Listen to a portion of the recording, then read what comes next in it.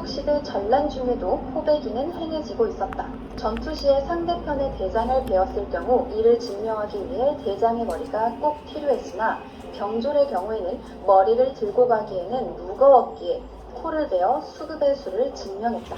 이 경우에는 코와 윗입술까지 콧수염이 붙은 채로 베어서 성별, 연령 등을 알 수 있게 해야만 했다.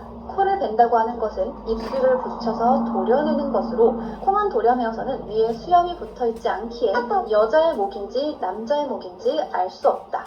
남자의 목이라는 증거가 되지 않는다. 라고 하며 당시 조선에서는 남녀노소 구분 없이 모두 죽였기 때문에 성별 확인을 위해 윗입술부터 코까지 잘랐다는 내용입니다. 전라도의 남원성과 충청도 지역에 침공한 왜군들은 앞다투어 무고한 백성들을 죽여 목을 자르고 코베기에 혈안이 되어 있었는데 어느 정도로 막 나갔느냐 하면 금줄 있죠. 아이를 낳았다는 그 금줄이 달린 집까지 들어가서 산모와 갓난아기의 코까지 베었다고 합니다. 그렇게 소금과 석회, 식초에 절인 코와 귀는 항아리에 담겨져 오사카로 실려갔고 최종적으로는 교토에 도착하게 됩니다.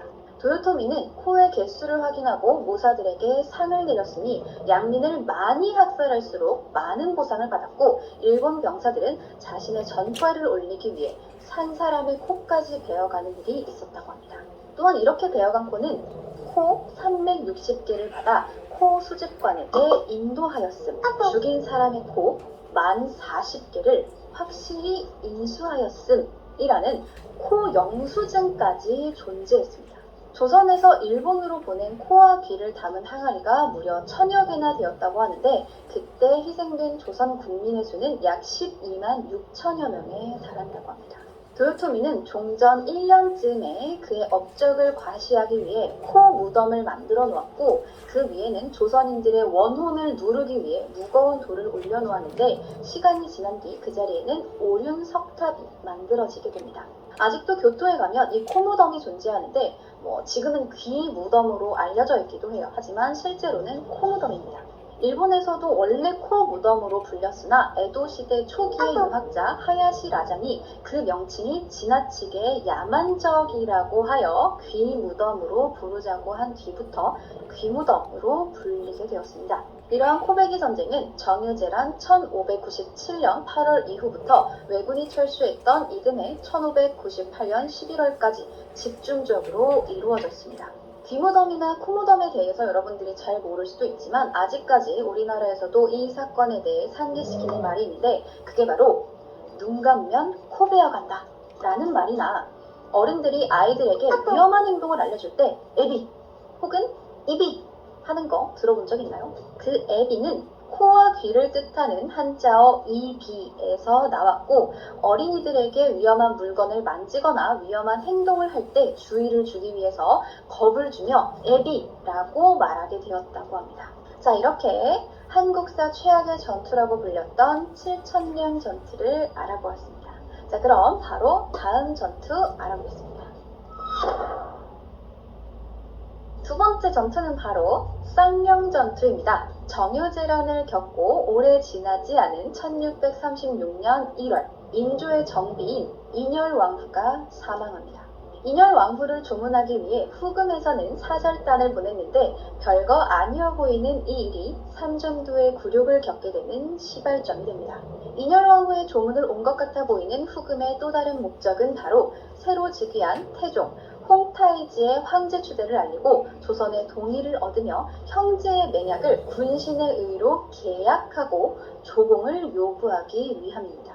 당시 후금은 남아있던 몽골 세력까지 전부 굴복시키고 무너져가던 명나라보다 중국 대륙의 패권을 장악할 가능성이 더 높은 곳이었는데 조선에서는 이러한 상황을 모르고 있었죠. 조선은 무너져가는 명나라와의 대의를 내세워 국서를 받지 않았고 오히려 후금의 사신들을 감시하게 됩니다.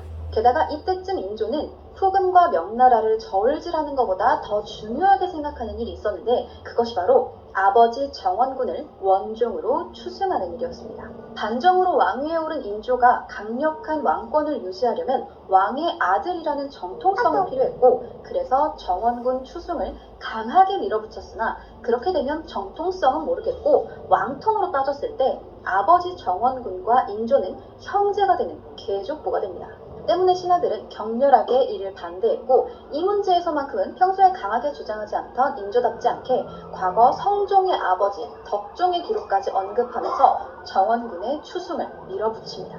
이쯤 되면 신하들도 아유 그러십시오 할 수 있겠지만 여기가 어딥니까? 내 말 들을 거 아니면 차라리 도끼로 내 목을 쳐라 라면서 도끼 들고 지부상소 올리는 와일드 조선입니다.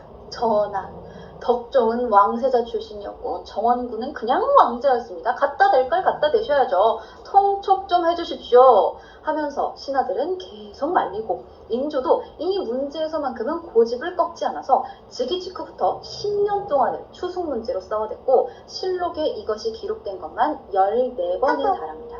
결국 1635년 인조는 원종이 된 정원군의 신주를 종묘에 모시는 데 성공하게 됩니다. 자, 그리고 1년 뒤인 1636년 12월 홍타이지는 직접 청나라 10만 대군을 이끌고 조선을 침공하게 됩니다.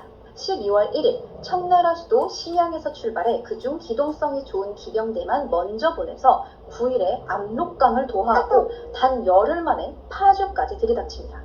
하지만 조선에서는 이것에 대해 아무런 준비조차 하지 않고 있었는데 그 이유는 후금이 임진왜란 때 일본처럼 쳐들어와서 성을 정복해 후방에서 올 공격을 막으면서 차근차근 하나하나 진격할 것이라고 생각했고 그렇게 되면 한양까지는 약 한 달 정도가 걸릴 거라고 예상을 했던 겁니다.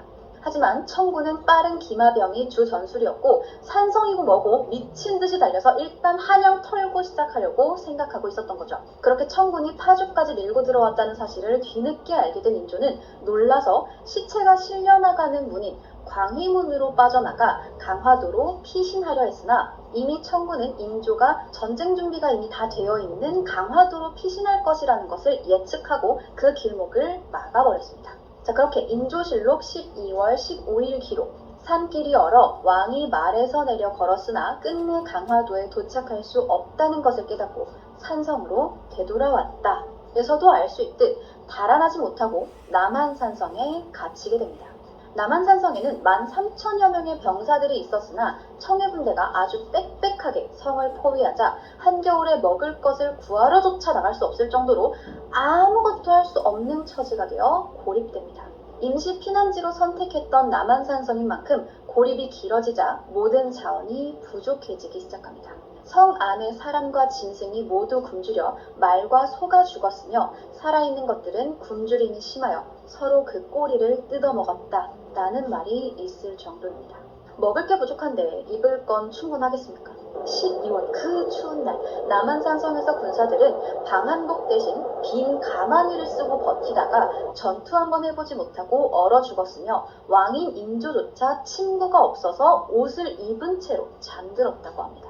자, 그렇게 남한산성의 쭈구리가 되어 고립된 인조를 구하려고 드디어 경상 좌병사 허완과 우병사 민영이 급히 4만 명의 군사를 이끌고 출정하게 됩니다. 드디어 두 번째 최악의 전투인 쌍용 전투가 시작됩니다. 1637년 1월 3일 4만의 조선군을 이끌고 온 허완과 민영의 부대는 남한산성에서 약 15km 떨어진 오늘날 경기 광주시 초월읍 대쌍령리 일대에 크고 작은 두 개의 고개가 있는 쌍령고개 양쪽에 진을 치게 됩니다. 민영은 높은 오른편 산등성에 진을 치고 허완은 왼편 낮은 곳에 진을 친 뒤 정예 포수를 선발하여 중앙에 배치해 지휘부를 호위하게 한 뒤에 나무 울타리를 세워놓고 중등과 하등 포수는 밖에 몰아놓은 채 청병 공격에 대비합니다. 이에 남한산성 인근에 주둔하던 6천여 명의 청군은 곤지암 일대를 점령하고 조선군의 동태를 살피기 위해 기마병 33명을 보냈다가 허완의 부대와 충돌하게 됩니다. 물론 정찰병이 30여 명이고 지원군을 공격하러 온 청군의 기마부대는 약 300명 정도입니다. 근데 아무리 그래도 4만 명 대 300명입니다. 133대 1이에요. 4만 명이 돌아가면서 300명 딱밤을 때려도 뚝배기가 깨질 만큼의 전력 차이였던 데다가 당시 조선군에는 임진왜란 때보다 더 개량된 화승총으로 무장한 다수의 조총 부대도 포함되어 있었습니다. 청군이 사정권에 진입했을 때 사격을 하면 완전히 소탕할 수 있는 상황이었죠. 연려실 기술에 따르면 이때 조선군에 지급된 화약은 분양이라고 되어 있습니다. 분양이면 약 10발 정도의 탄환을 발사할 수 있는 양이고 좀 적어 보일 수는 있지만 당시 아주 체계적인 훈련을 받지 못한 군사들에게 많은 양의 탄약을 지급하기에는 무리가 있었기에 분양이라는 탄약이 주어졌던 것으로 보입니다. 자, 그래도 반으로 나뉜 2만 명이 10발씩 쏜다고 하면은 20만 발을 쏠 수 있으니까 300여 명의 적을 소탕하기에도 아주 충분해 보이죠. 하지만 이렇게 조선군이 진을 치고 있는 상황에 청군은 압도적인 수위를 가진 조선군에 먼저 선제 공격을 합니다. 청군은 먼저 허완의 왼편 진영을 공격했는데 연려실 기술에는 청군 선봉 33명이 나무 방패를 들고 남산 상봉에서부터 물고기를 꿰는 것처럼 줄줄이 공격해왔다 라고 묘사되어 있습니다. 자, 그러자 이 압도적인 무력을 가진 조선군은 겁에 질려서 소총수들이 총을 막 난사하기 시작해요.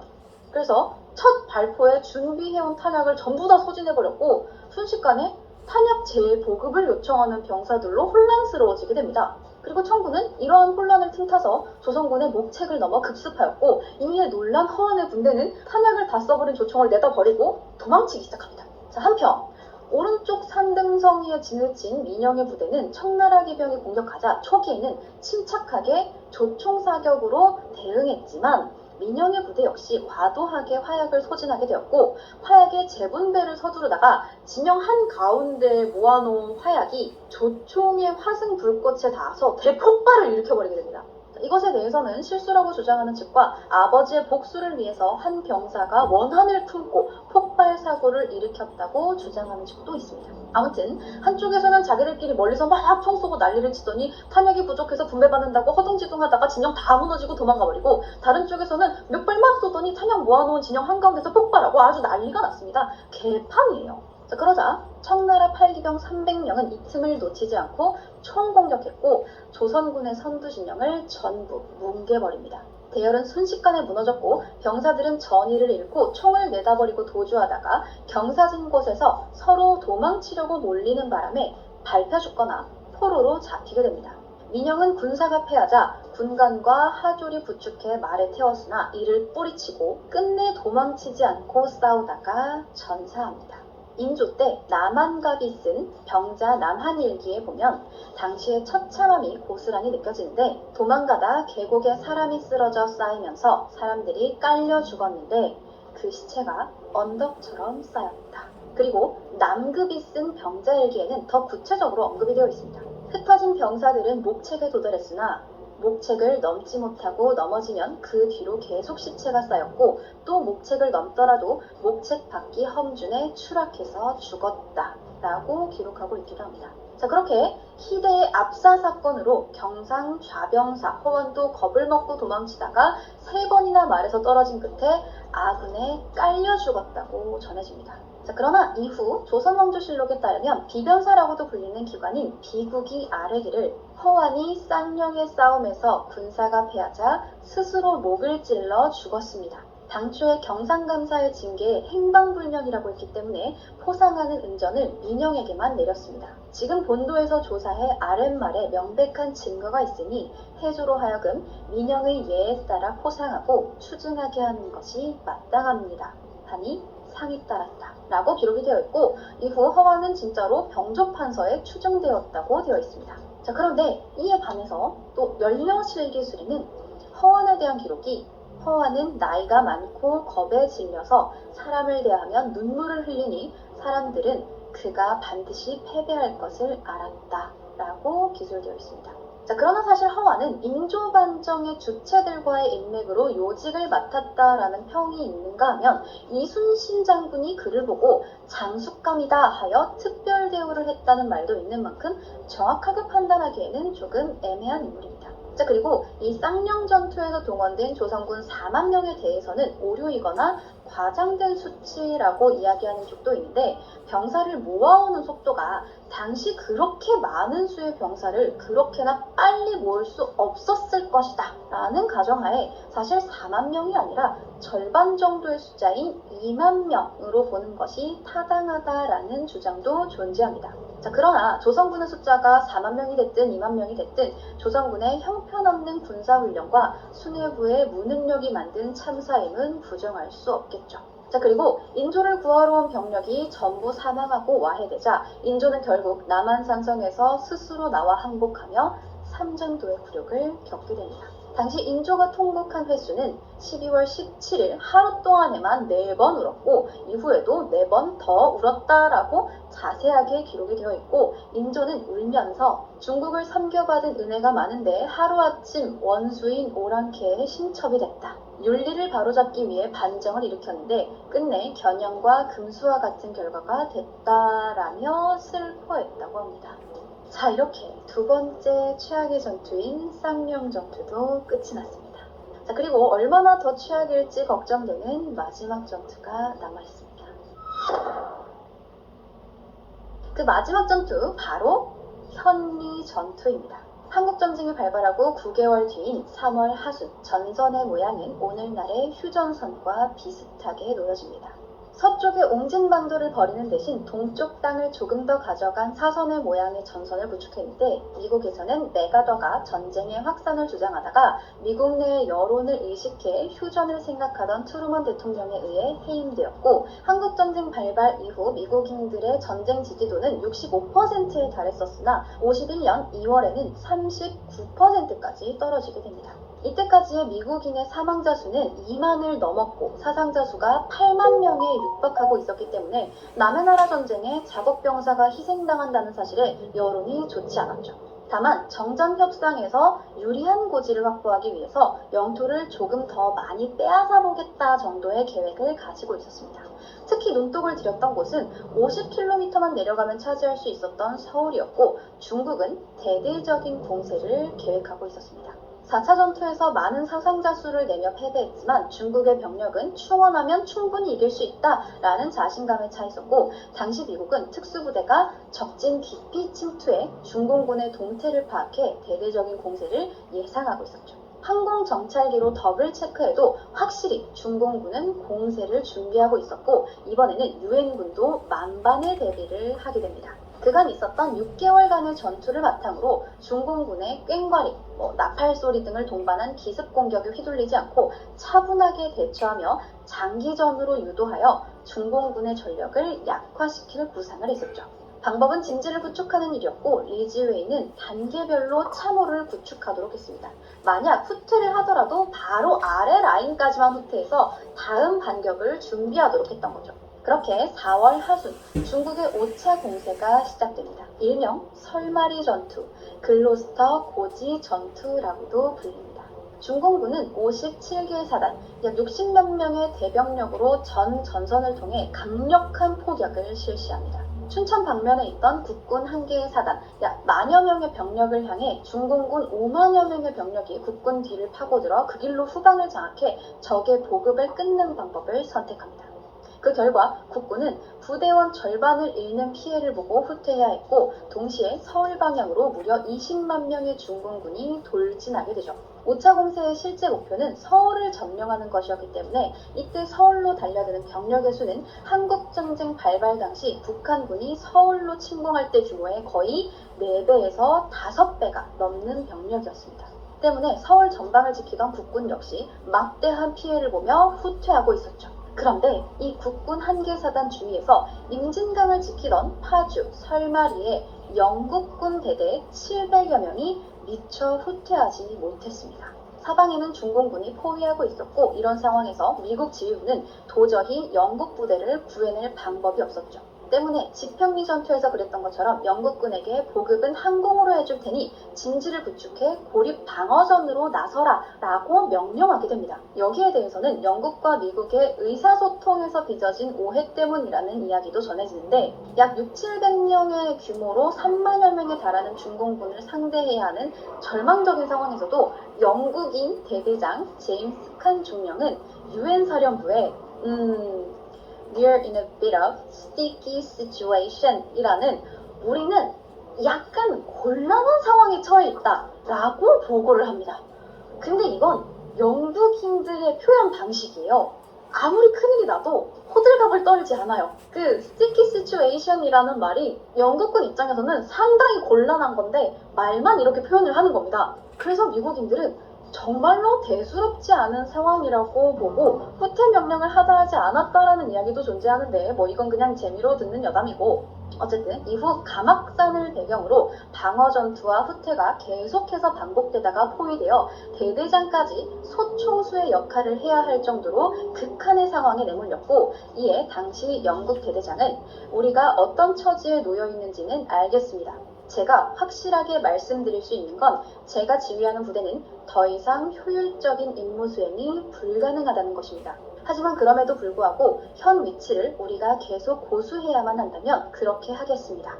그러나 일단은 우리가 처해 있는 상황을 그대로 알려드리고 싶습니다. 라고 말할 정도였습니다.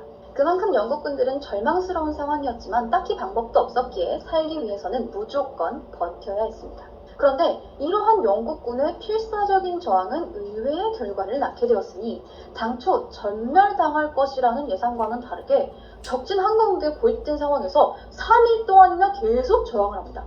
하지만 이것도 오래가지 못했고 소모전으로 인해 감당할 수 없는 숫자의 사상자가 발생하고 탄약까지 전부 소진하여 더 이상 전투 지속이 불가능해지면서 점점 방어 구축선이 뚫리기 시작하자 미국 사령부는 탈출을 하든 항복을 하든 알아서 하라고 명령을 내렸고, 암담한 상황에서 결정의 순간 이 대대장은 자신과 부상병, 의무병과 군의관 등 50여 명을 제외하고 나머지 대대원들을 탈출시키겠다라는 판단을 하게 됩니다. 자신이 먼저 나서서 적의 시선을 돌리는 동안 부대원들을 탈출시키겠다는 계획이죠.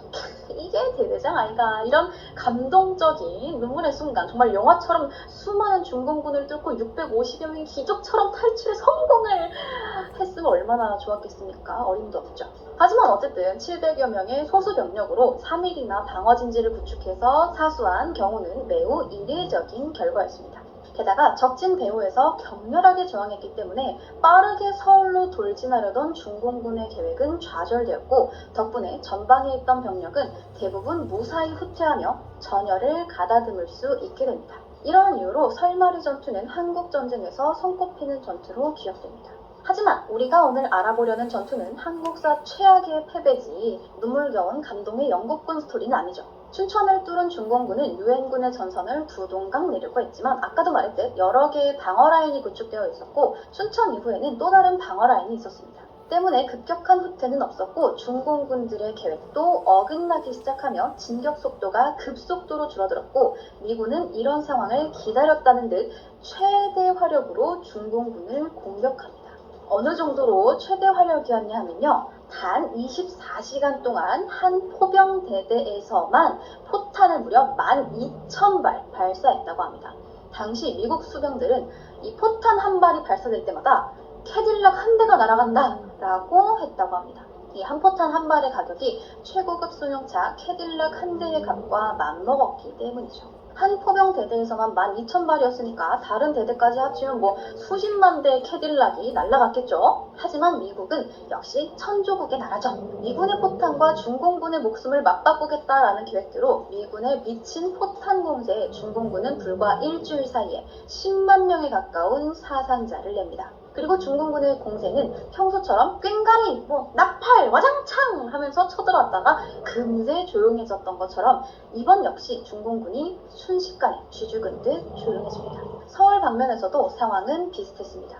그러자 마오쩌둥은 일단 철수한 뒤에 전략을 다시 수정해서 서울이 있는 서쪽을 노리는 대신 미국 사단들보다 상대적으로 약한 국군 병사들이 배치된 강릉이 있는 동쪽으로 진로를 바꾸어 또다시 공세를 이어나가고자 했습니다. 자, 이것이 바로 2차 춘계 공세이자 6차 공세인 현리 전투입니다.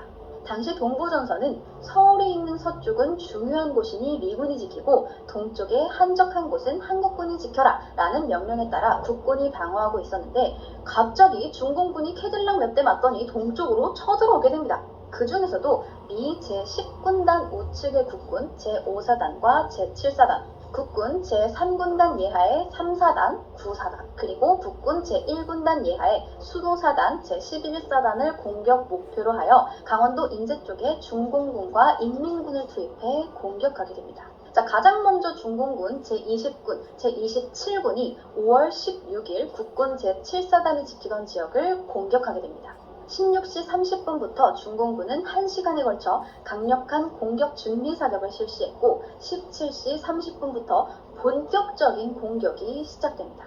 제7사단은 병력의 열세와 공격 준비 사격으로 인해 통신이 두절되어 통제가 불가능한 상황을 극복하지 못하고 중공군의 공격이 시작된 지 단 2시간 반 만인 5월 16일 20시경 방어선이 붕괴되었고 3군단의 좌측면이 열려버립니다. 지휘 통제 체제가 마비된 제7사단 사령부는 5월 16일 22일 이전까지 전방 상황을 인지하지 못했고 뒤늦게 미 제10군단 군단장은 5월 17일 1시경 제7사단장과 제5사단장을 현 방어 진지에서 철수하여 수색, 금곡, 청평, 홍천, 현리, 양양을 연하는 통제선인 일명 노네임선 일대로 방어선을 새로 조정하라고 지시합니다. 자, 그러나 이 시각 제7사단과 제5사단은 이미 조직적으로 철수할 수 있는 지휘 통제 능력을 상실하고 소부대 단위로 퇴각하는 중이었습니다. 그리고 제7사단의 방어선이 무너진 곳에 중공군이 쏟아져 내려옵니다. 자, 하지만 모든 게 중공군의 예상대로 흘러가지도 않았어요. 제3군단의 우측을 돌파하기로 했던 인민군 2군단이 국군 1군단의 저항에 막혀버렸고 홍천 방면에 미군을 공격하기로 했던 중공군들 역시 방어선을 뚫는 것에 실패했습니다. 하지만 제3군단의 좌측을 뚫고 3군단의 퇴로를 막을 수 있는 길목을 막고 있던 7사단을 격파했기 때문에 중공군은 그 사이로 신속하게 들이닥치는 거죠. 그러자 국군 제3군단은 오마치 고개라는 곳에 수비 병력을 두어 이곳을 지키고자 했는데 강원도 인제군 상남면에 있는 이 오미제 고개 또는 오마치 고개라고도 불리는 곳은 인제와 홍천을 잇는 국도가 지나가는 교통의 요지인데다 주변 고지들은 보통 표고 1000m를 넘고 가파른 계곡의 형태를 띠고 있어서 사람이 쉽게 오르내리기 힘든 지역입니다. 일단 이름 자체도 5마리의 말이 겨우 지나갈 수 있는 고개라는 뜻에서 오마치 고개라고 이름 붙여졌다는 설명이 있는 만큼 험준하거니와 좁고 깊은 계곡의 형태를 띠고 있습니다. 때문에 현미는 전시에 매우 민감할 수밖에 없었는데 이곳 일대의 대부분은 좁고 깊은 계곡 형태의 산간 지형을 이루고 있어 다수의 병력이나 물자 등이 이동할 때 제한을 받게 됩니다. 자, 그리고 이곳이 바로 유일한 국군 제3군단과 9사단의 보급로이자 후퇴로였기 때문에 반드시 지켜야 했으나 제7사단의 방어선이었던 이곳은 미 제10군단의 지휘 아래 있었고 자기들의 보급로랑 후퇴로를 지키기 위해서 우선적으로 방어되었어야 할 요충지인 오마치고개에 병력을 남기고자 했던 국군 제3군단과 당시 미 10군은 서로 책임지역 경계로 지휘의 혼선을 겪다가 결국 제3군단의 병력이 빠지면서 오마치고개는 무방비 상태로 남겨지게 됩니다. 그러니까 이 오마치 고개가 경계선이었던 거예요. 우리가 여기 담당하고 있다. 너네는 빠져라. 라고 얘기한 거예요, 미군이. 그래서 국군은 어쩔 수 없죠. 우리 경계 지역이 아니니까 지키긴 지켜야겠지만 미군이 알아서 한다는데 우리가 어떡할 거예요? 빠져야죠. 근데 미군이 여기를 지키지 않았고 여기가 아예 그냥 무방비 상태로 남겨지게 된 거예요. 자, 이렇게 어부지리로 중공군은 국군 제3군단의 목줄이나 다름없는 오마치 고개를 중공군 한 개의 중대가 8시간 만에 30km가 넘는 산중을 신속한 야간 행군으로 돌파하여 새벽 4시에 오마치 고개를 점령해버립니다. 제3군단 군단장 유재흥은 오마치 고개에 신경을 쓰면서도 실기하고 말았던 것이다. 솔직히 말해서 그때만 해도 적이 하룻밤 사이에 군 전선을 뚫고 30km나 되는 원거리를 주파하리라고는 미처 예상치 못했으며 적의 유격 전술을 이해하지 못한 것을 자책하고 있다라고 밝히기도 했습니다. 자, 옆 동네 방어선이 뚫려버리고 자신들의 보급로이자 후퇴로인 오마치 고개까지 막혀버린 사실을 알게 된 제9사단장은 아직 공격은 없었지만 포위될 것을 우려해 부대에 후퇴 지시를 내렸고 구사단이 후퇴하자 3, 4단까지도 함께 후퇴를 결정하게 됩니다. 군단에서는 포위당할 위험을 감수하고 현 진지를 고수하며 중공군의 보급이 떨어져 공격력이 떨어질 때까지 버티느냐 후퇴를 강행하느냐 사이에서 고민했지만 명령을 내리기도 전에 사단들이 독단적으로 퇴각을 시작했던 겁니다. 1.4 후퇴 당시 구원을 기다리며 버틴 부대들이 괴멸당한 사례들 때문에 당시 국군 장병들은 중공군에 포위당하는 것에 트라우마가 있었던 듯합니다. 그렇게 국군 병력은 방어보단 퇴각이지 라고 하며 퇴로를 차단당한 국군은 현리라는 곳에 집결하기 시작하는데 3군단의 병력을 온전히 유지한 채 국군 제3, 4단과 9, 4단이 퇴각하고 뒤이어 7, 4단 예하연대, 인근 수도사단의 예하부대 등이 몰려오면서 후퇴해오는 부대들이 계속 고개의 좁은 분지에 집결을 하니까 갑자기 운집한 4만여 명의 국군 병력으로 인해 무전기 전파가 서로 간섭을 하게 됐고 설상가상 유선통신망을 깊게 매설하지 않아서 전투 개시 전 중공군의 공격 준비 사격에 거의 끊어져 버려 지휘망도 엉망이 되어 현리는 거의 돛대기 시장 수준이 됩니다.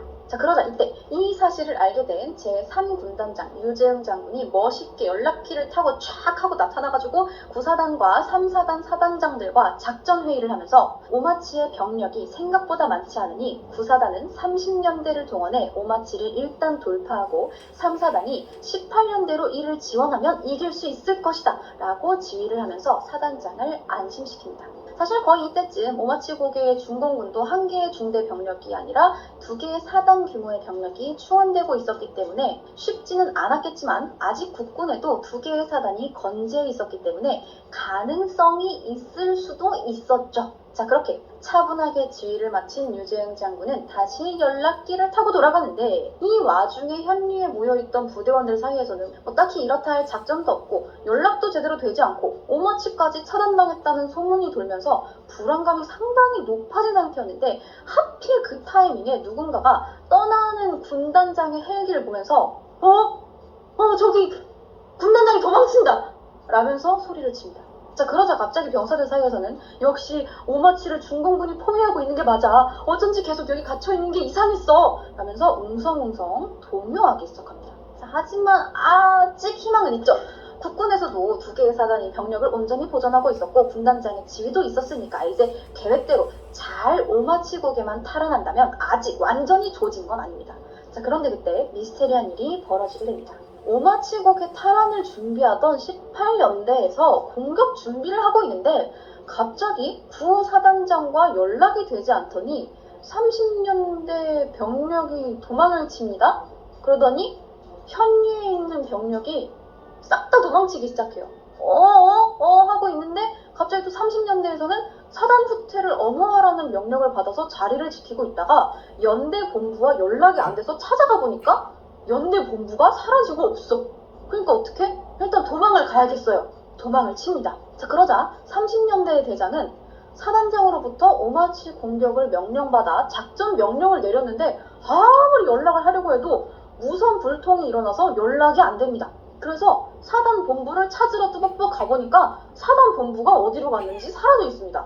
그래서 또 후퇴합니다. 누구의 말이 진실인지 정확하게는 알 수 없지만 무선 불통과 장병들의 불안 등으로 인해 지휘체계가 붕괴되었고 조직적인 퇴각과 엄호도 없이 병사들의 개별 후퇴가 시작된 겁니다. 그러자 3, 4단장은 나름대로 수습해보려고 했지만 이미 무너진 지휘체계가 돌아오겠습니까? 부대를 통제하는 데 실패하게 되고 결국 자신도 장비 파기 명령을 내리고 방패산을 우회해서 남쪽으로 향하게 됩니다. 장병들에게 이미 무기는 자신을 지킬 수 있는 수단이 아니라 자신의 발목을 잡는 짐일 뿐이었고 3군단은 거의 모든 장비를 현리에 두고 퇴각해버립니다. 분명 방금 전까지만 해도 3군단은 병력부터 장비까지 멀쩡했고 중공군이나 인민군이 현리에 공격을 가하지도 않았으며 군단장의 지휘까지 받은 상태였는데 제대로 된 전투 한번 하지 못하고 현리에 있던 한국 육군 병력이 병사부터 장군까지 한순간에 부대 체계고 뭐고 패닉에 빠져서 방태산으로 도망치며 수만 명의 나고병이 생겼고 도망가는 과정에서 중공군의 공격을 받아 이때 수많은 전사자와 포로가 생깁니다. 그렇게 뿔뿔이 흩어진 제3군단 병력들은 방태산을 넘어 70km를 후퇴해 하진부리에 겨우 집결하게 되었는데 5월 20일 수습된 병력이 약 40% 정도에 달하고 장비는 30% 정도에 달해서 유엔군은 버려진 장비가 중공군에 들어가는 걸 막기 위해서 멀쩡한 현리에 폭격을 가하는 일도 발생하게 됩니다. 하지만 그나마 다행인 건 이후 유엔군이 사태를 수습하기 위해 경기도 광주에 주둔한 미 3사단을 3일 동안 200km가 넘는 거리를 이동시켜 돌파구를 틀어막고 공산군에 미친 듯이 화력을 퍼부어서 대관령 방어에 성공했고, 이 반격 작전으로 공산군은 9만 명의 사상자를 내고 이는 5월 공세를 종결시키고 기존의 전선에 가깝게 복구할 수 있게 됩니다.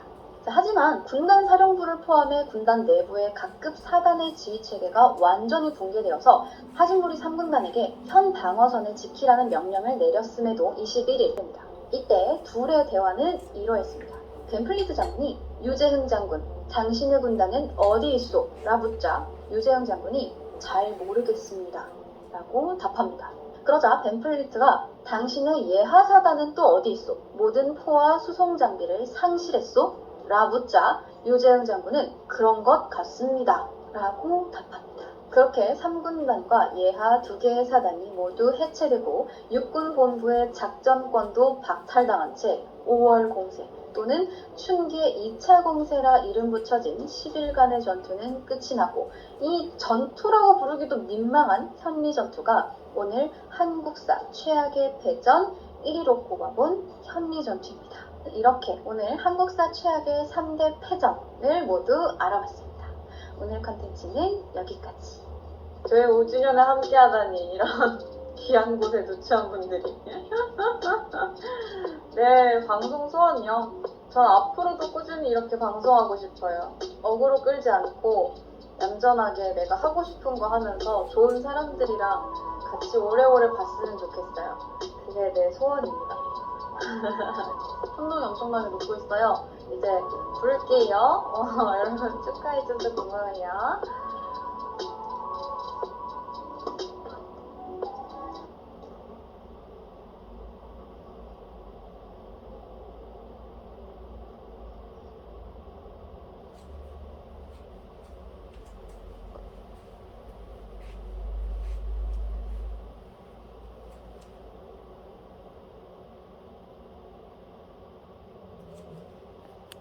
만에서 5만 명이 학살당했다.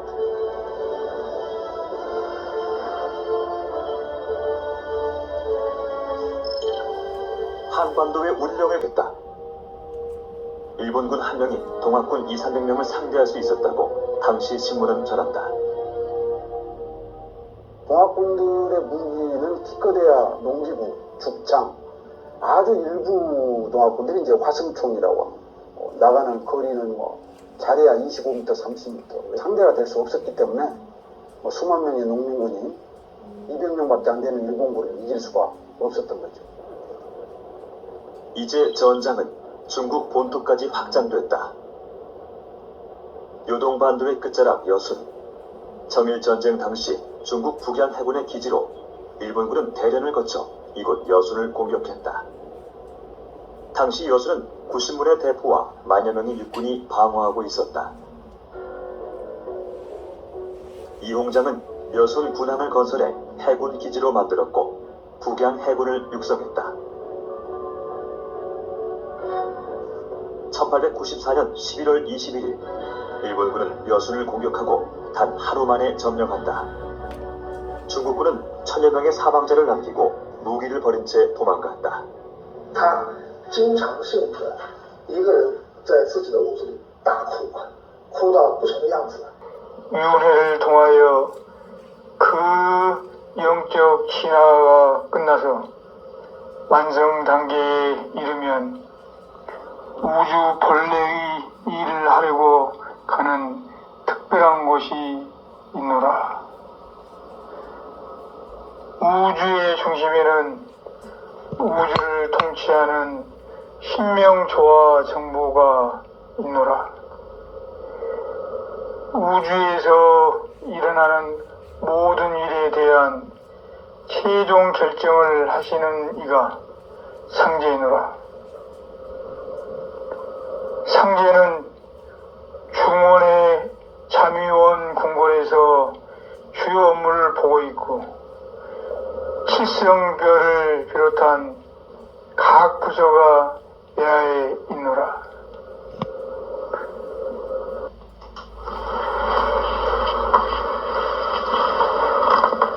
상제가 우주의 비밀인 천상 천문도를 알려주노라. 우주는 하나지만 우주가 활동하려면 천, 지, 인, 삼수로 작용하노라. 우주가 집이라면 그 집을 관리하는 주인은 인간이노라. 우주에는 육신과 영혼이 합해진 인간 세상과 영혼만으로 사는 신명 세상이 존재하노라. 오로지 사람만이 이 두 세상을 오고 가면서 영적 진화를 하노라. 미완성된 영혼이 윤회를 통하여 그 영적 진화가 끝나서 완성 단계에 이르면 우주 본래의 일을 하려고 가는 특별한 곳이 있노라. 우주의 중심에는 우주를 통치하는 신명조화 정보가 있노라. 우주에서 일어나는 모든 일에 대한 최종 결정을 하시는 이가 상제이노라. 상제는 중원의 참의원 궁궐에서 주요 업무를 보고 있고 칠성별을 비롯한 각 부서가 내하에 있노라.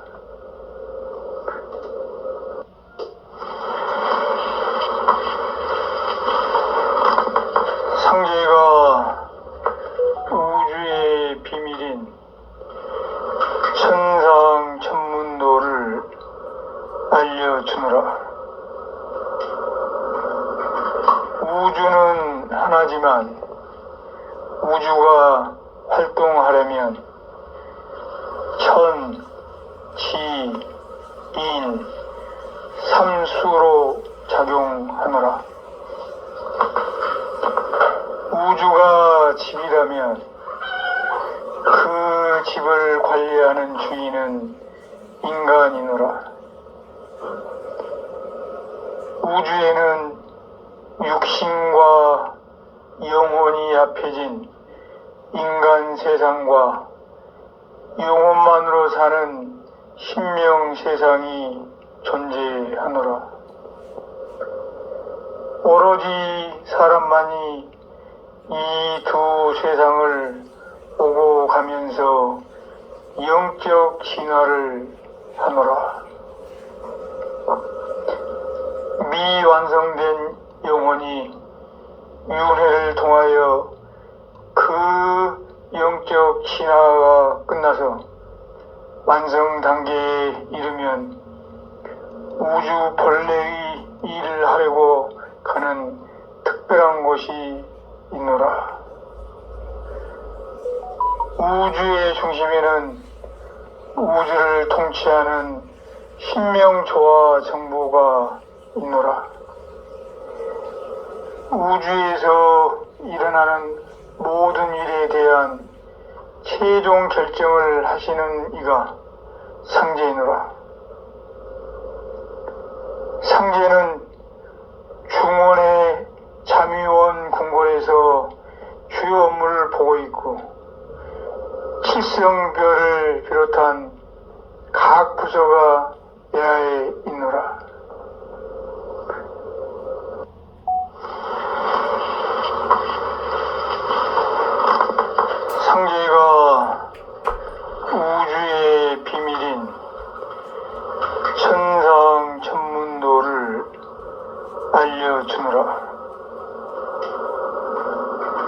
우주는 하나지만 우주가 활동하려면 천, 지, 인, 삼수로 작용하노라. 우주가 집이라면 그 집을 관리하는 주인은 인간이노라. 우주에는 육신과 영혼이 합해진 인간 세상과 영혼만으로 사는 신명 세상이 존재하노라. 오로지 사람만이 이 두 세상을 오고 가면서 영적 진화를 하노라. 미완성된 영혼이 윤회를 통하여 그 영적 진화가 끝나서 완성 단계에 이르면 우주 본래의 일을 하려고 가는 특별한 곳이 있노라. 우주의 중심에는 우주를 통치하는 신명조화 정보가 있노라. 우주에서 일어나는 모든 일에 대한 최종 결정을 하시는 이가 상제이노라. 상제는 중원의 잠위원 궁궐에서 주요 업무를 보고 있고 칠성별을 비롯한 각 부서가 내하에 있노라.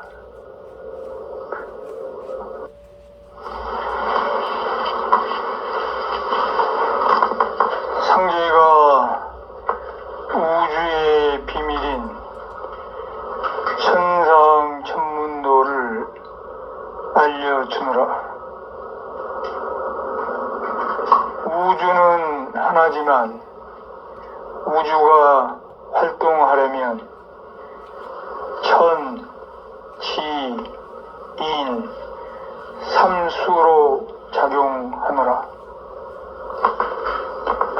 우주가 집이라면 그 집을 관리하는 주인은 인간이노라. 우주에는 육신과 영혼이 합해진 인간 세상과 영혼만으로 사는 신명 세상이 존재하노라. 오로지 사람만이 이 두 세상을 오고 가면서 영적 진화를 하노라. 미완성된 영혼이 윤회를 통하여 그 영적 진화가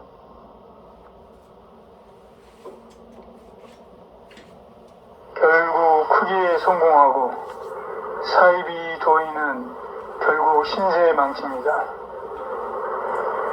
다들 알아차렸듯이 상제의 법을 봉행하여 난도 난법 시대를 지혜롭게 헤쳐나가야 하노라. 이를 어기면서 경석규, 이유종 모두 종무원장이라고 삿된 마음을 가지고 천법을 무시한 자는 신명계에서 조용히 처리하노라. 물론 박성구나 박희구도 정법을 알아차리지 못한 도인이었노라. 아쉽다. 영계를 훼손한 자들은 물론이고 여주 본부도장에 정성을 다하지 못하면서 대순 진리의 도인이라고 하는 자들은 모두가 삿된 자들이노라. 진정한 대순 도인은 사회의 기본적인 도덕을 반드시 준수하노라. 결국 대표자 지휘학인 소송이 만 7년 동안 지속되어 오다가 2006년 12월 21일 대법원에서는 경석규, 이유종 모두 종단 대순진리회의 종무원장이 아니다라는 최종 판결을 받아 정법이 존재하고 있음을 신명기에서 보여줬고 이게 천명이노라. 우리는 세상을 움직이는 에너지의 근원인 돈이 필요한 것이 아니고 사람들의 정성이 필요한 것이노라. 대순에 되돌아 필요한 돈을 수단 방법 가리지 않고 모으는 것이 아니니라. 대순에서 저질러지고 있는 행태는 상제의 뜻을 제대로 인식하지 못한 탐욕자가 잘못 알아듣고 무슨 방식으로든 돈만 모란 식으로 수반들이 가는 이정표를 잘못 제시하노라. 세상에서 아주 더러운 것이 돈이다. 그러므로 어려운 사람이 정성으로 모아둔 돈을 정성을 다해 잘 써야 하는 것이노라. 갓난아기는 도인이노라. 도인이 수를 칠 때는 갓난 어린애로 돌아가노라. 태 밖에 나오지 않은 애기에게는 하늘의 운이 살아있노라. 갓난아기는 상제의 마음을 가지고 있으므로 온전히 상제의 기운을 받지만 탐욕에 사로잡힌 인간들은 상제의 기운을 온전히 받을 수 없노라. 인간들이 이를 알아차리지 못하고 그 자식을 버린다면 이러한 천륜을 끊는 것을 도라 하겠는가? 짐승도 제 새끼는 버리지 않는다. 죄 중에 가장 큰 죄가 천륜을 끊는 것이노라.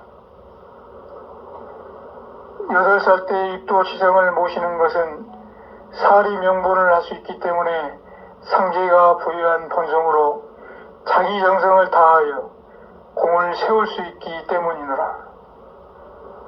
아무리 목석이라도 기운을 붙이면 쓰임새가 있기에 마련인데 핏덩이라도 사람인데 안 써지겠는가? 어떠한 돈이라도 갖다가 쓰면 된다는 생각은 잘못이노라. 도통을 받는다는 것은 불변의 세상의 진리를 깨우쳐 후천인격을 완성하는 것이노라. 대순의 도에 있어서는 무엇을 하든지 안 좋은 돈을 써서 운성을 사는 일이 있다면 안 한 것만 못하니라. 상제는 세상사의 모든 악업에서 벗어나기 위해 놓아라, 버려라, 비우라를 천명해놓으라. 원망되는 일을 하면 내가 사약을 먹는 것과 같노라. 도인은 도를 믿고 천지 도수에 의한 상제가 정해놓은 숫자에 적응해야 곧 도의 법을 만나니라. 상제인 내가 구천의원 내성 보아 천존을 보내 후천경 시대를 펼치고 있노라. 오로지 상제의 권능만을 믿고 따를 뿐이지 진리다른 것이 없노라. 상제의 법은 자연의 이치, 수리를 이루며 이를 인간계에서는 법에 맞추어 써야 하며 맞추는 것 자체가 도이노라.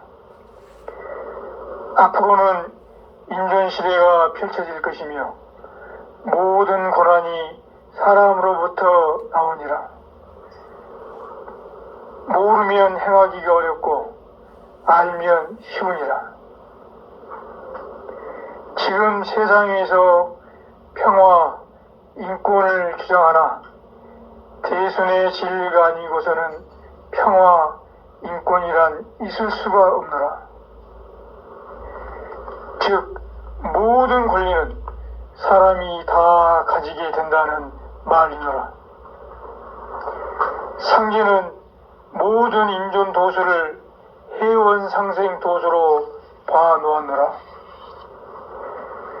실이 오기 전에 허가 먼저 동하니라. 이를 난도 난법이라 하노라. 선천경 시대에는 모든 고난이 하늘에 있었으나 후천경 시대에는 땅에 있노라. 그리하여 모든 것은 땅에 맞추어서 행하는도다. 앞으로는 모든 고난이 사람에게서 오노라.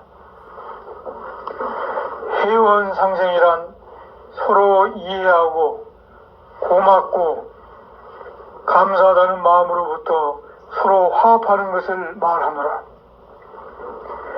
그것을 모르면 오해가 풀리지 않아 회원이 되지 않노라. 회원 상생은 서로의 힘을 빌리지 않으면 안 되니라. 서로의 힘을 빌려 고맙다는 마음을 가지면 화합이 저절로 이루어지고 척이 풀리고 회원이 되노라. 상제는 억조 창생의 영혼들의 아픔을 살리면서 인간계의 묵은 원한이 풀려지기를 간절히 기도하노라. 인권, 인존이 우리의 진리가 아니면 안 되니라. 현재 우리가 살고 있는 세상에서 없어진 것이 많고 새로운 것이 많지 않은가? 즉, 지금은 인존시대, 지존시대이노라. 지천태계이노라. 이 말은 앞으로의 운은 땅운이 더 크기 때문에 그것은 음의 기운이 돈다는 것이노라. 상제를 호칭해서 삿된 짓거리를 하는 자, 천자를 도모하는 자는 다 정리될 것이니 만수도인은 허영심과 망심을 경계해야 하노라. 개벽이 언제 펼쳐질까는 아무도 모르고 신명도 모르니라. 오직 상제만 알고 있노라. 너희들이 상제가 펼치는 후천 성경시대가 얼마나 좋은 줄 알면 선 자리에서 그대로 사흘 밤낮을 껄껄껄 웃다 죽을 것이노라. 만수 도인들이 후천에 대해서 아무리 성상, 공상, 망상을 다하여도 이는 해운대 바닷가에 모래알 하나 같은 것이노라. 헌 집을 허물어야 새 집을 지을 수 있노라. 만수 도인들은 가정화합에 우선적으로 힘을 써야 하노라. 그리하여 솔선수범하는 도인으로서 사회의 모범임이 되어야 하노라. 즉 가정화합을 우선해야 하며 자녀 교육에 성실을 기하고 사회의 도덕을 힘써 준수해야 후천경 시대의 기반이 돈독해지노라. 후천경 시대를 열기 위해서는 만사를 활을 다루듯이 해야 하노라. 활을 너무 성급히 당기면 활이 꺾여 지나니 진듯이 당겨야 하느니라. 상제의 도는 삼계의 태도라. 세계 어느 종교든지 모두 무국과 태극의 근원에서 흘러나온 기륜이 유교, 불교, 소교 또 다른 지류들을 탓할 것은 없노라. 그들이 어느 지방신이나 문명신을 믿는 것도 틀린 말은 아니다. 단지 애석하게도 지방 방백에게 하는 충성보다 군주에게 하는 충성이 더 금을 모름일 뿐이다. 그러므로 도인들은 도의 본원을 믿고 가히 진복자임을 자청하라. 도를 믿다가 배도 배신한 자는 대역죄이니 진리를 몰라 불신하거나 방해하는 자와 비교하면 좋기 그 죄가 100배 1000배가 되느니라. 국가와 민족의 반역자는 외국인이 아니고 평민도 아니고 도에서 배도 배신한 자가 항상 도중에 있기 때문이노라. 상제를 모르고 스스로 주인이라고 자처하는 자는 무수히 나올지라도 모두 천벌을 면치 못하노라. 세상에 착한 사람이 해를 입고 악한 사람이 이로움은 무슨 이치일까? 이는 선천상국 시대의 비운이다. 이를 해결해 주기 위해 상제가 인존시대에 왔노라. 악한 사람의 영화를 부러워하지 말라. 그 당대가 아니면 자손의 대라도 그 영화보다 더 큰 화가 따를지니 그리고 사후 신계의 벌은 반드시 올 테니 이를 어찌 면할 것인가. 현실의 아픔에 너무 빠지지 말라. 1000명 5가지를 하달하노라. 먼저 마음을 속여서는 아니 되노라. 두 번째는 언덕을 잘 가져야 하노라. 세 번째는 주변 사람과 척을 짓지 말아야 하노라. 네 번째는 은혜를 저버리지 않는 인간이 되어야 하노라.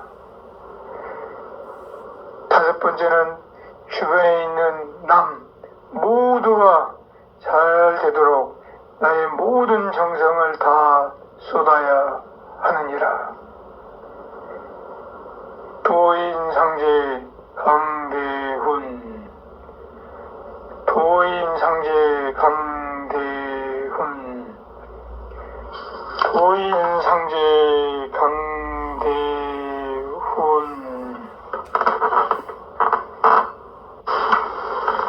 진정한 도인은 결국 크게 성공하고 사이비 도인은 결국 신세 망칩니다. 다들 알아차렸듯이 상제의 법을 봉행하여 난도 난법 시대를 지혜롭게 헤쳐나가야 하노라. 이를 어기면서 정석규, 이유종 모두 종무원장이라고 삿된 마음을 가지고 천법을 무시한 자는 신명계에서 조용히 처리하노라. 못한 도인이었노라. 아쉽다. 영계를 훼손한 자들은 물론이고 여주 본부도장에 정성을 다하지 못하면서 대순 진리의 도인이라고 하는 자들은 모두가 삿된 자들이노라. 진정한 대순 도인은 사회의 기본적인 도덕을 반드시 준수하노라. 결국 대표자 지휘학인 소송이 만 7년 동안 지속되어 오다가 2006년 12월 21일 대법원에서는 경석규, 이유종 모두 종단 대순진리회의 종무원장이 아니다라는 최종 판결을 받아 정법이 존재하고 있음을 신명기에서 보여줬고 이게 천명이노라. 우리는 세상을 움직이는 에너지의 근원인 돈이 필요한 것이 아니고 사람들의 정성이 필요한 것이노라. 대순에 되돌아 필요한 돈을 수단 방법 가리지 않고 모으는 것이 아니니라. 대순에서 저질러지고 있는 행태는 상제의 뜻을 제대로 인식하지 못한 탐욕자가 잘못 알아듣고 무슨 방식으로든 돈만 모란 식으로 수반들이 가는 이정표를 잘못 제시하노라. 세상에서 아주 더러운 것이 돈이다. 그러므로 어려운 사람이 정성으로 모아둔 돈을 정성을 다해 잘 써야 하는 것이노라. 갓난아기는 도인이노라. 도인이 술을 칠 때는 갓난 어린이로 돌아가노라. 태 밖에 나오지 않은 애기에게는 하늘의 운이 살아있노라. 갓난 아기는 상제의 마음을 가지고 있으므로 온전히 상제의 기운을 받지만 탐욕에 사로잡힌 인간들은 상제의 기운을 온전히 받을 수 없노라. 인간들이 이를 알아차리지 못하고 그 자식을 버린다면 이러한 천륜을 끊는 것을 도라 하겠는가? 짐승도 제 새끼는 버리지 않는다. 죄 중에 가장 큰 죄가 천륜을 끊는 것이노라. 8살 때 입도지성을 모시는 것은 사리 명분을 할 수 있기 때문에 상제가 부유한 본성으로 자기 정성을 다하여 공을 세울 수 있기 때문이노라. 아무리 목석이라도 기운을 붙이면 쓰임새가 있기에 마련인데 핏덩이라도 사람인데 안 써지겠는가? 어떠한 돈이라도 갖다가 쓰면 된다는 생각은 잘못이노라. 도통을 받는다는 것은 불변의 세상의 진리를 깨우쳐 후천인격을 완성하는 것이노라. 대순의 도에 있어서는 무엇을 하든지 안 좋은 돈을 써서 운성을 사는 일이 있다면 안 한 것만 못하니라. 상제는 세상사의 모든 악업에서 벗어나기 위해 놓아라, 버려라, 비우라를 천명해놓으라. 원망되는 일을 하면 내가 사약을 먹는 것과 같노라. 도인은 도를 믿고 천지 도수에 의한 상제가 정의해놓은 숫자에 적응해야 곧 도의 법을 만나니라. 상제인 내가 구천의원 내성 보아 천존을 보내 후천경 시대를 펼치고 있노라. 오로지 상제의 권능만을 믿고 따를 뿐이지 진리 다른 것이 없노라. 상제의 법은 자연의 이치, 수리를 이루며 이를 인간계에서는 법에 맞추어 써야 하며 맞추는 것 자체가 도이노라. 앞으로는 인존시대가 펼쳐질 것이며 모든 고난이 사람으로부터 나오니라. 모르면 행하기가 어렵고 알면 쉬우니라. 지금 세상에서 평화, 인권을 주장하나 대순의 진리가 아니고서는 평화, 인권이란 있을 수가 없노라. 즉 모든 권리는 사람이 다 가지게 된다는 말이노라.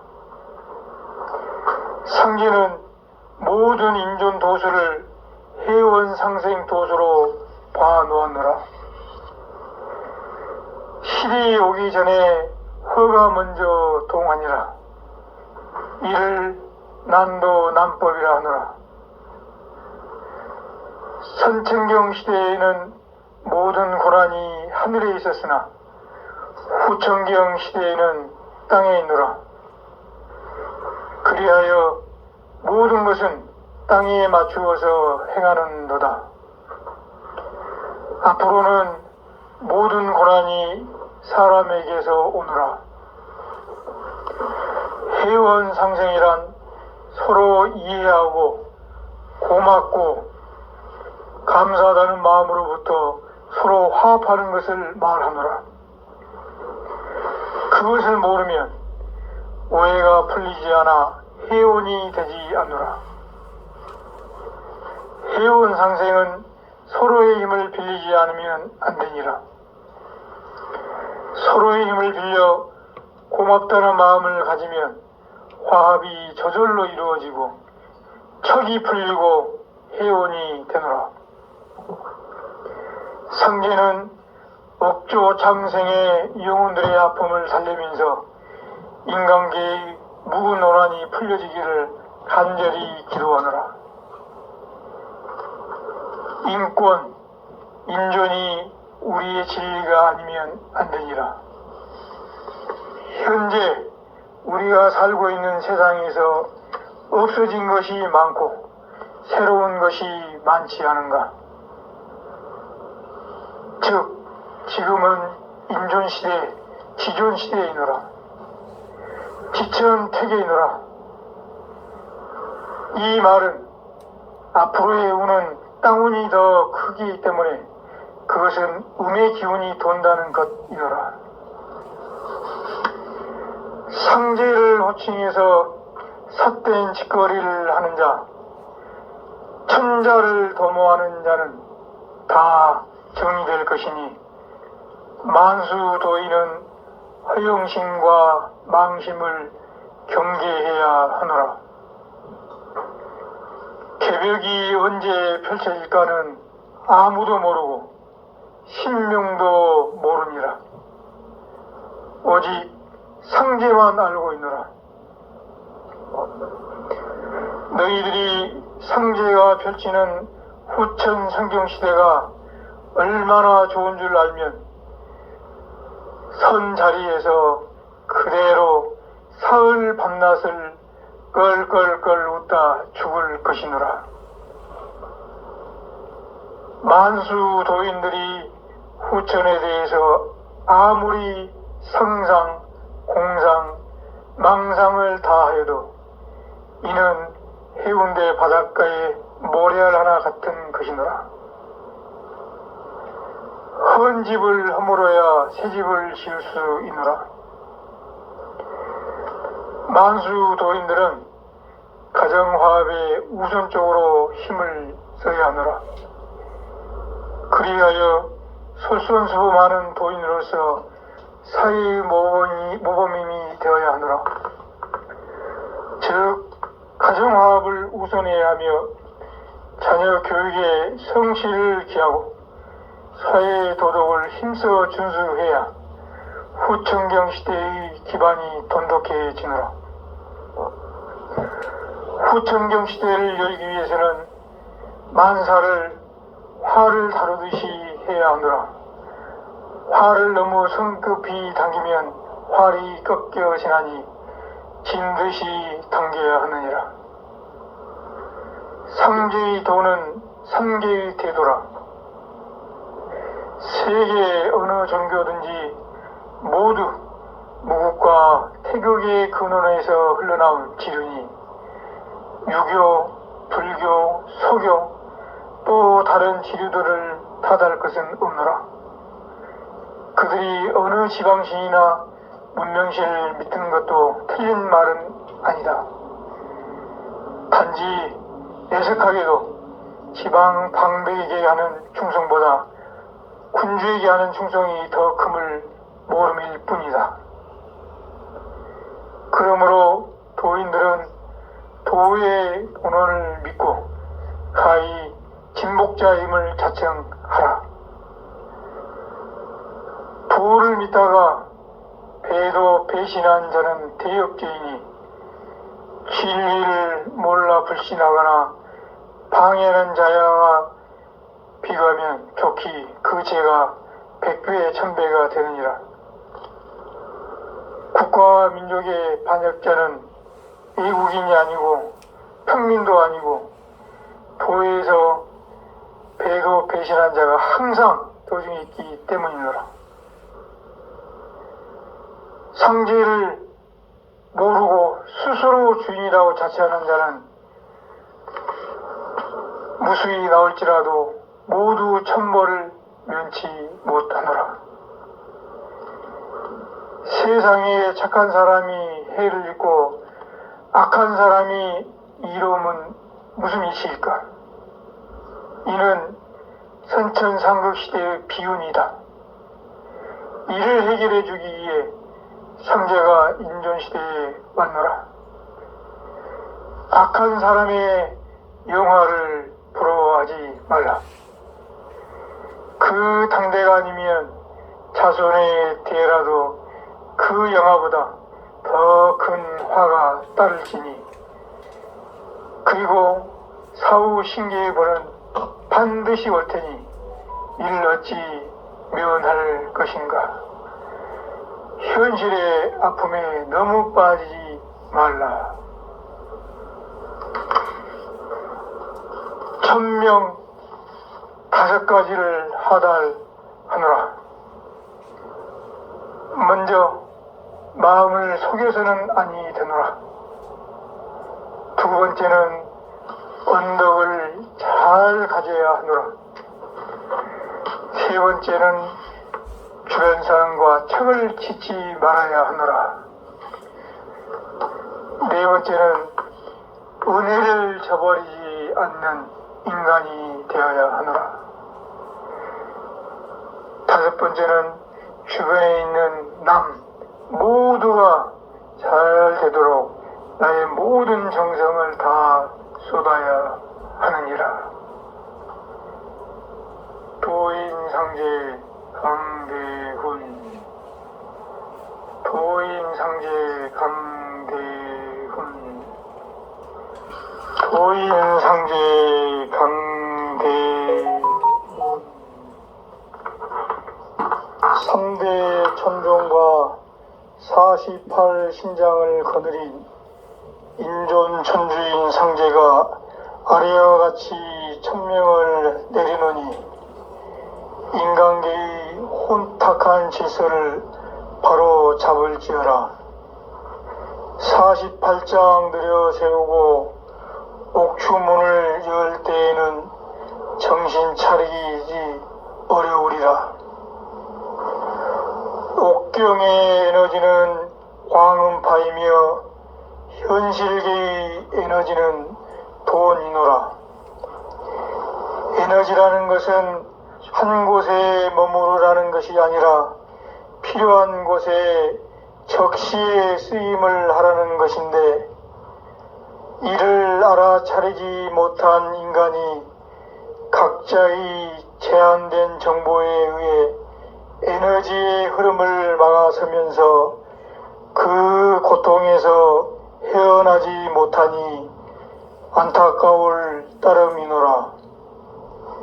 상제의 도수에 의해 우주가 돌아가고 있으니 세상의 이치를 모르는 무지의 인간들이 아픔을 상제는 온전히 품고 있으니 아파하지 말고 잘못된 것을 빨리 알아차리기를 바라노라. 도인들은 상제의 사랑을 널리 펼치는 모판의 모임을 명심하고, 모가 모진 환경에서 바르게 자라야 가을에 풍성한 수확을 얻을 수 있음을 알고 일심으로 부여된 사명을 완수토록 할지어다. 3대 천종과 48신장이 도인들 옆에서 온전한 기운을 보낼 것이노라. 증산상제 미륵도전 도인 강대훈, 증산상제 미륵도전 도인 강대훈, 증산상제 미륵도전 도인 강대훈. 3대 천종과 48신장을 거느린 인존 천주인 상제가 아래와 같이 천명을 내리노니, 인간계의 혼탁한 질서를 바로 잡을지어라. 48장 들여 세우고 옥추문을 열 때에는 정신 차리기 어려우리라. 옥경의 에너지는 광음파이며 현실계의 에너지는 돈이노라.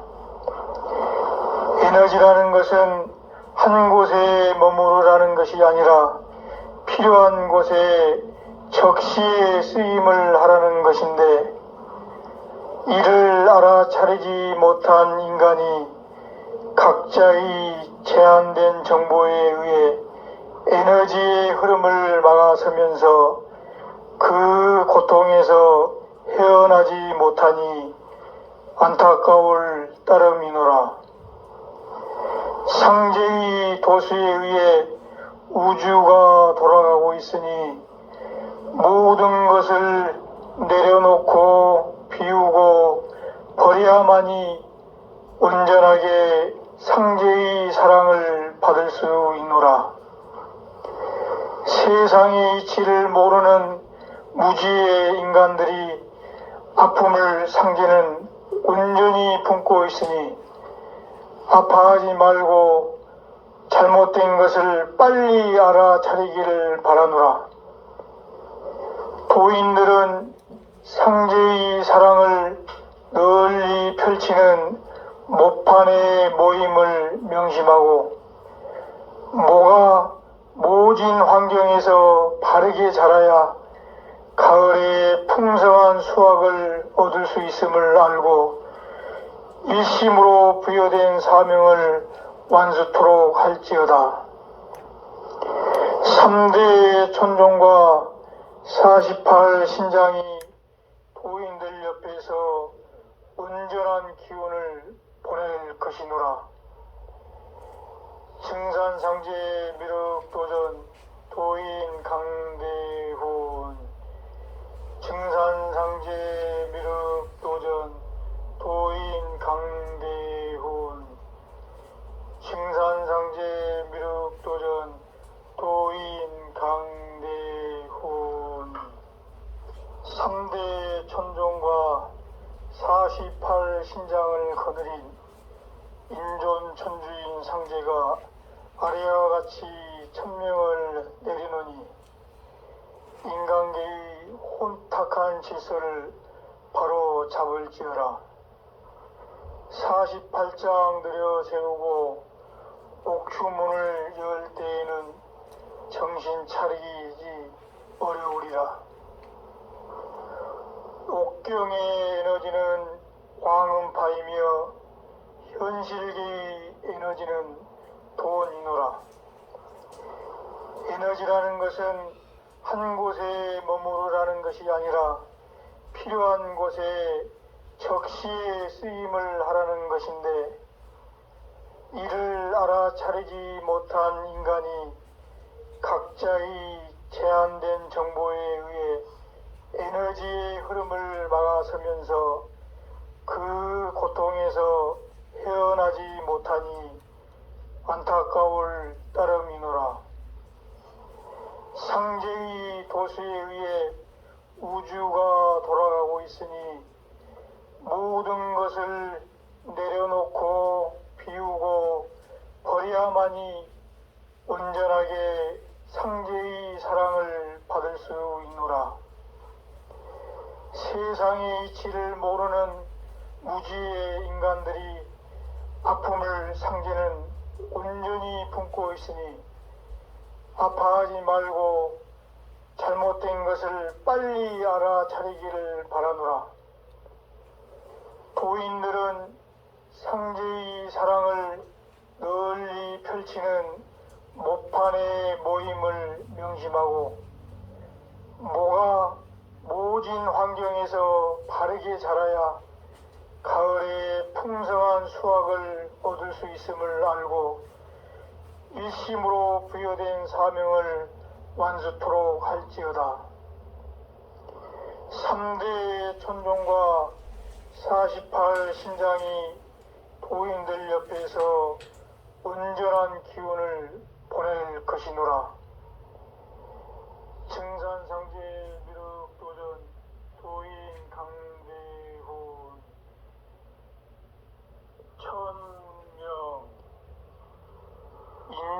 천주인 상제가 아래의 신들에게 천명을 내리노니 인간계의 혼탁한 질서를 바로 잡을지어라.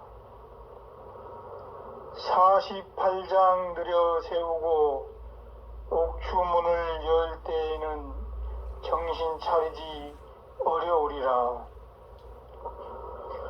구천응원 내성 보아 천존 상청영 보 천존 태총 도덕 천존 만법 교주 동화 교주 대법 천사 신공묘제 허진군 홍제구 천사 허정장 천사 정양 허진군 해경 백진인 낙양 살진인 주례 등천군 판부신 천군 비첩장 천군 울패주 천군 통연교주 신조사 청미교주 주원군 청미교주 위원군 통연전 교마원군 홍원교주 노진군 홍원교주 갈진군 신소전교 종료 진선 화덕천사 천군 옥부유 천군 영임 이대천군 뇌문 구원수 뇌문 필원수 영관 마원수 도덕 조원수 호구왕 고위원수 혼원 방원수 인성 강원수 태세은원수 선봉 이원수 맹렬 철원수 풍륜 주원수 지기 양원수 낭령 관원수 충익 장원수 통신 유원수 활락 왕원수 신뢰 석원수 감생 고원수 소고 백마 대장군 칙속 어멈 극급 여울령 칙속 어멈 극급 여울령 칙속 어멈 극급 여울령 청산상제 미륵 도전 도인 강대호 천명 인존 천주인 상제가 아래의 신들에게 천명을 내리노니 인간계의 혼탁한 질서를 바로 잡을지어라. 48장 들여 세우고 옥추문을 열 때에는 정신 차리지 어려우리라. 구천응원 내성 보아 천존 상청영 보 천존 태총 도덕 천존 만법 교주 동화 교주 대법 천사 신공묘제 허진군 홍제구 천사 허정장 천사 정양 허진군 해경 백진인 낙양 살진인 주례 등천군 판부신 천군 비첩장 천군 울패주 천군 통연교주 신조사 청미교주 주원군 청미교주 위원군 통연전 교마원군 홍원교주 노진군 홍원교주 갈진군 신소전교 종료 진선 화덕천사 천군 옥부유 천군 영임 이대천군 뇌문 구원수 뇌문 필원수 영관 마원수 도독 조원수, 호구왕 고위원수, 호논 방원수, 인성 강원수, 태세은원수, 선봉 이원수, 맹렬 철원수, 풍륜 주원수, 지기 양원수, 낭령 관원수, 충익 장원수, 통신 유원수, 활락 왕원수, 신뢰 석원수, 감생 고원수, 소고 백마 대장군, 칙속 어멈 극급 여울령, 칙속 어멈 극급 여울령, 칙속 어멈 극급 여울령, 청산상제 미륵 도전 도인 강대호 천명 인존 천주인 상제가 아래 신들에게 천명을 내노니 인간계의 혼탁한 질서를 바로 잡을지어라. 48장 들여 세우고 옥추문을 열 정신 차리지.